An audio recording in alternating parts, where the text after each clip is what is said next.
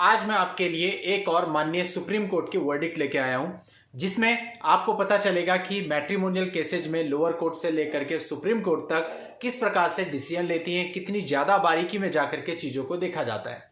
देखिए दोस्तों, मैंने पहले भी आपको कहा था कि यदि आप बहुत अच्छी जानकारी लेना चाहते हैं तो इसका सबसे अच्छा तरीका होता है कि आप जजमेंट जितने ज्यादा से ज्यादा हो सकते हैं पढ़िए, हाई कोर्ट के भी, लोअर कोर्ट के भी और माननीय सुप्रीम कोर्ट के भी। उससे आपको पता चलता है कि कोर्ट्स प्रैक्टिकली किस तरह से काम करती हैं। अब यहां पर दोस्तों इशू ये आता है कि जितने भी ये जजमेंट्स होते हैं ये सारे इंग्लिश लैंग्वेज में आते हैं, तो वो लोग जिन्हें इंग्लिश पढ़नी नहीं आती है उनके लिए काफी प्रॉब्लम हो जाती है, वो इसको समझ नहीं पाते। और जिन लोगों को इंग्लिश पढ़नी आती है, इंग्लिश में कंफर्टेबल है, उनके लिए थोड़ी सी प्रॉब्लम इसलिए क्रिएट होती है क्योंकि वहां पर लीगल लैंग्वेज का यूज होता है।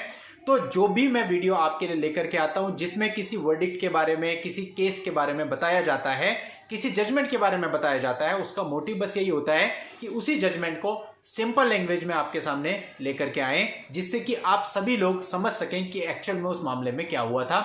अदरवाइज वो 30-40 पेज का जजमेंट पढ़ के समझना उसको बहुत मुश्किल होता है। जो कि वेल क्वालिफाइड लोग हैं वो तो कर लेते हैं, लेकिन आम पब्लिक के लिए, आम लोगों के लिए बहुत ही मुश्किल हो जाता है। तो दोस्तों आज की इस वीडियो में मैं आपको डिवोर्स से रिलेटेड एक केस पर बात करने वाला हूं। दोस्तों बहुत ही इंपॉर्टेंट केस है आप सब लोगों को जिनके डिवोर्स केस चल रहे हैं या जो डिवोर्स केस फाइल करने वाले हैं, उनके लिए जजमेंट बहुत ही इंपॉर्टेंट है। और आगे बढ़ने से पहले आपसे कहना चाहता हूं कि यदि आपने अभी तक भी हमारे चैनल को सब्सक्राइब नहीं किया है तो चैनल को सब्सक्राइब करके नोटिफिकेशन बेल पर जरूर क्लिक कर ले, क्योंकि आप लोगों के लिए इस प्रकार की लीगल जानकारियां, इस प्रकार की केस स्टडी मैं लेकर के आता रहता हूं। तो चलिए दोस्तों पहले इस पूरे मामले के फैक्ट्स को समझ लेते हैं कि मामला क्या था। इस मामले में दोस्तों 1992 में दोनों पक्षकारों की शादी हुई। 1994 में वो किसी कारण से अपने माता पिता के घर पे जाके रहने लगी। मीन्स उनके बीच में कुछ डिस्प्यूट या डिफरेंसेज हुए होंगे जिसकी वजह से वो अपने माता पिता के घर पे जाकर रहने लगी। इसके बाद दोस्तों 4 महीने जब गुजर गए तो हस्बैंड ने अपनी तरफ से उसको वापस लाने के लिए एक लीगल नोटिस भेजा। इसके बाद अक्टूबर 1995 में उसने अपनी तरफ से सेक्शन 498A आईपीसी में मुकदमा दर्ज करवा दिया, जिसमें उसने वो एलिगेशन लगाए कि ये मेरे से दहेज की डिमांड करते हैं और उसके साथ क्रूरता की जाती है।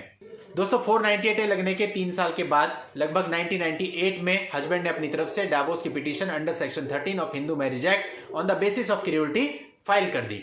अब दोस्तों इसके साथ साथ 498A का भी ट्रायल चल रहा था और 498A का ट्रायल उसने पूरा लड़ा और 2003 में वो सब लोग जिनके नाम 498A में थे वो एक्विटल हो गए, दोषमुक्त हो गए। अब दोस्तों डिवोर्स वाले केस में जो कोर्ट थी, कोर्ट ने पूरा मामले को देखने के बाद डिवोर्स की डिक्री ग्रांट नहीं करी बल्कि जुडिशियल सेपरेशन की डिक्री दे दी। अब दोस्तों इसके खिलाफ हस्बैंड और वाइफ दोनों ही अपील में गए।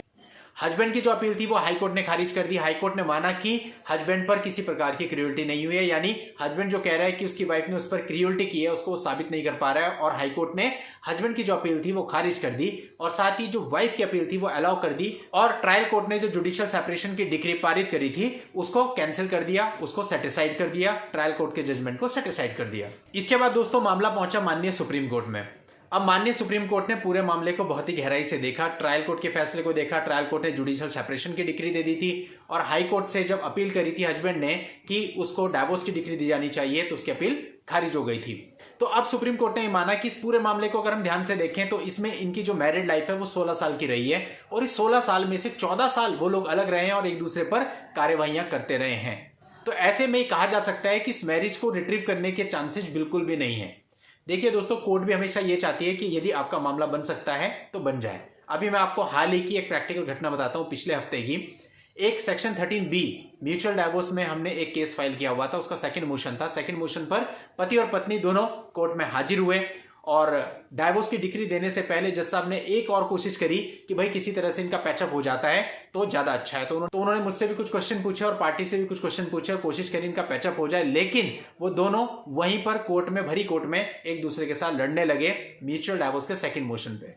तो जज साहब ने कहा मैं समझ गया शर्मा जी, ये नहीं हो सकता, इन दोनों का कुछ नहीं हो सकता, इनको डिवोर्स की डिक्री ग्रांट कर दी जाए। तो सेम ऐसा ही मामला ये सुप्रीम कोर्ट ने भी देखा कि भाई ये तो इतना ज्यादा लड़ रहे हैं, 14 साल से इनके बीच में लिटिगेशन ही चल रहा है, मैरिज उस स्टेज पे आ चुकी है जहां पर अब हम दोबारा से अगर रिकंसाइल करने की कोशिश करेंगे तो प्रयास केवल समय का वेस्टेज ही होगा, इसलिए अच्छा है कि इनको डिवोर्स की डिक्री दे दी जाए। और सुप्रीम कोर्ट ने under article 142 of the constitution of India के अंतर्गत अपनी पावर्स का इस्तेमाल करते हुए डिसोल्यूशन ऑफ मैरिज की डिक्री ग्रांट कर दी। हस्बैंड को 2 लाख रुपए परमानेंट एलिमनी और 25,000 रुपए अपील की कॉस्ट देने के लिए कहा गया। तो फाइनली माननीय सुप्रीम कोर्ट ने इस मामले में डाइवोर्स की डिक्री ग्रांट करी। आप लोगों की हेल्प के लिए जजमेंट का लिंक मैं इस वीडियो के नीचे डिस्क्रिप्शन में दे रहा हूं, वहां जाकर के आप इस जजमेंट को पढ़ सकते हैं, कॉपी और डाउनलोड कर सकते हैं। नेक्स्ट वीडियो में नई लीगल जानकारी के साथ मैं आपसे फिर मिलता हूं। तब तक के लिए goodbye and thank you for watching. Take care.